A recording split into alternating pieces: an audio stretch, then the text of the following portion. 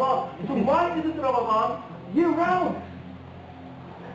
We do, I mean, that's the answer. We need it. But why not year round? I mean, if it's so great. Yes? Then you wouldn't appreciate it. Of course!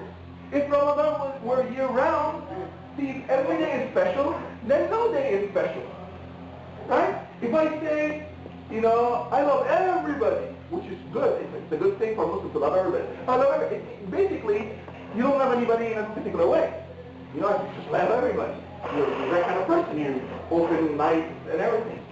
So if every day were Ramadan, then no day would be Ramadan. This was just a normal day.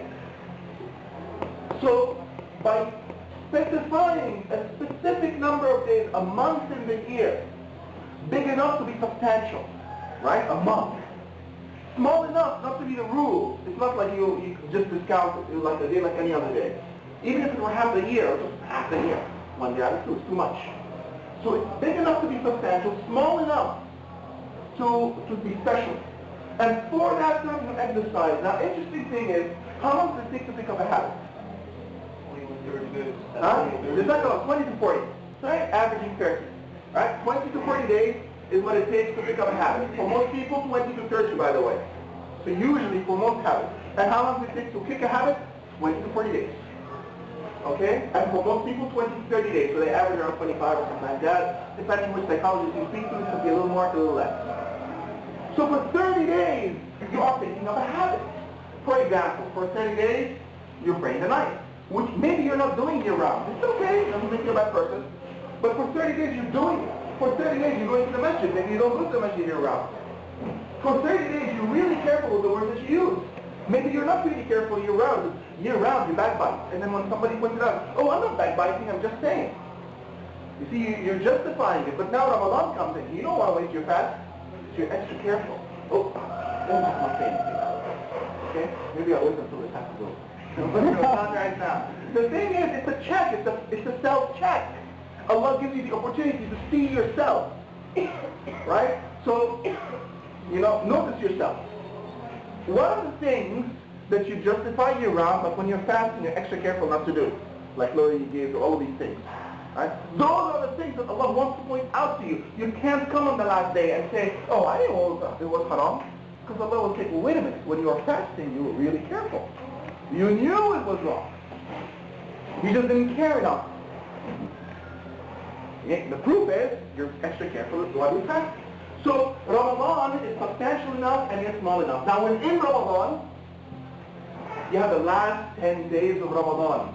The whole 10 days, not the odd nights, just the whole 10 days, which are the special part of Ramadan. So here's how people usually engage in any activity, right? So you start off and, hey, it's coming, whatever it is, you know, just whatever activity. And, you know, you're on an emotional high and then kind of go down.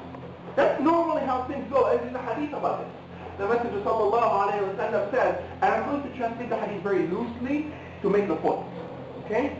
So for every effort, there is a period in which there is passion. And after every passion, there is a leveling off. What matters is the level at which you level off. So you become Muslim.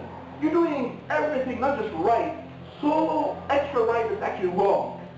You see, to that, you know, you're going so far you don't even realize the limit. Okay? So you're doing everything extra. But then after a while, you become a little more balanced. So now, instead of like, you know, you were doing early on that every night you're praying 30 rak'ahs, because you know, the maximum the Messenger ever prayed was 8 at night, you know, so I'm gonna, you know, and then the Sahaba used to do 20, I'm gonna do 30. So you push yourself, but then after a while you level up. And then maybe you level up on 4 rak'ahs a night, or maybe 4 rak'ahs every week or something.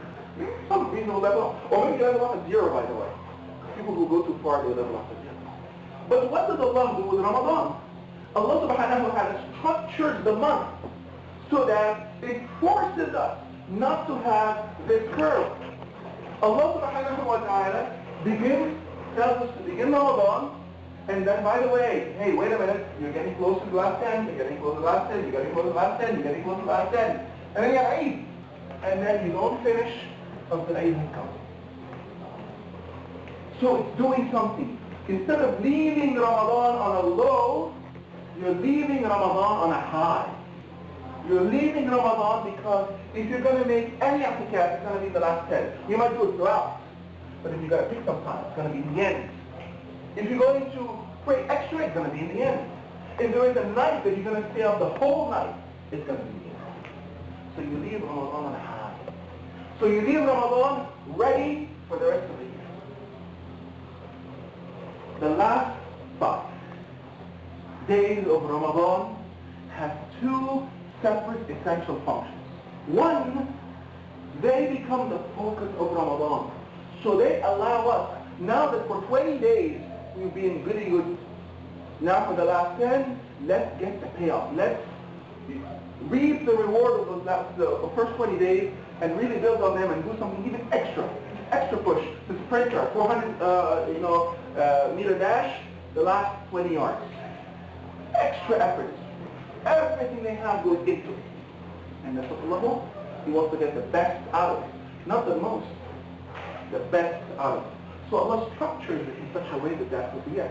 The other benefit is that what comes after Ramadan, Eid, and what comes after Eid the rest of the year. Ramadan is an exercise for the rest of the year. It's not like this freestanding thing. You see, we don't have freestanding things in Islam. We don't have like Salatul Jum'ah just embodied from the rest of the week.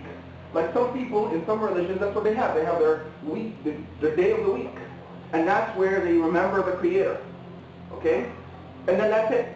It has nothing to do with the rest of the week. We don't have that. It's all connected. So Ramadan, Jum'ah is for the rest of the week. And Ramadan is for the rest of the year. So by leaving on a high, Allah subhanahu wa ta'ala makes it really easy for us to continue the year in a better way than we were before. I won't say in a better way than we were in Ramadan, but in a better way than we were before Ramadan started. That is a plus. That is a great benefit. So as we talk about the virtues of the last 5 days of Ramadan, keep this in mind. How do I know if Allah accepted my fasting this year? Of course I don't. It's only up to Allah subhanahu wa ta'ala to know. But what are the signs? Yes? Jazakallah khair. Even if you go back to some and you abandon some, but overall, you are better after Ramadan than you were before. That is the best sign that your fast is accepted. Jazakallah khair. Subhanallah. And if you are after Ramadan the same or worse than you were before, you don't have a good sign. Allah knows best.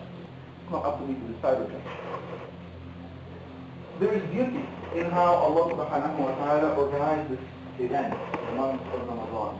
I mean, it is fasting, it is prayer, it is charity, it is remembrance of Allah subhanahu wa ta'ala, it is Quran, it is people coming together. So everything, it's all we hope to be, is in Ramadan. So we go back now to the verse of the last 5, and we left a piece out. We said there's one piece we won't discuss quite yet. We'll discuss it later. Which was? Laylatul Qadr. What about Laylatul Qadr? Nobody knows what it is. There's a hadith about it, but it's not sahih. Actually, no. It is sahih, but the indication what it actually means is Sahih Muslim. But what it actually means is not agreed upon. So there are hadith, and some scholars favor one night over here. But when is it? When is Laylatul Qadr? Last time. Yeah, the odd night of last time after Ramadan, and that's the strongest opinion. There are other opinions, by the way. Just be aware, again, we're among students, so we think, and we think critically. There is an opinion that can be any time in Ramadan. There is a minority opinion that can be any time in the year, by the way. Not the day in which the Quran was revealed. The Quran was revealed in the last 10 nights of the month of Ramadan, no question about it. Just its benefits. Okay? That's a very minority opinion that one accept. But there is an opinion that can be any time in Ramadan. There is an opinion that can be any time in the last 10. And then there is a dominant opinion, it's one of the odd nights of the last 10 nights of Ramadan. Is it the same night every year? There are 2 approaches. You see, Allah was not categorical. He didn't say it clearly. So some scholars favor the idea that it's always the same night, and some scholars favor the idea, no, it could be a different night every night. What does matter though, more than which night is it, what matters is, what do I do to capture it?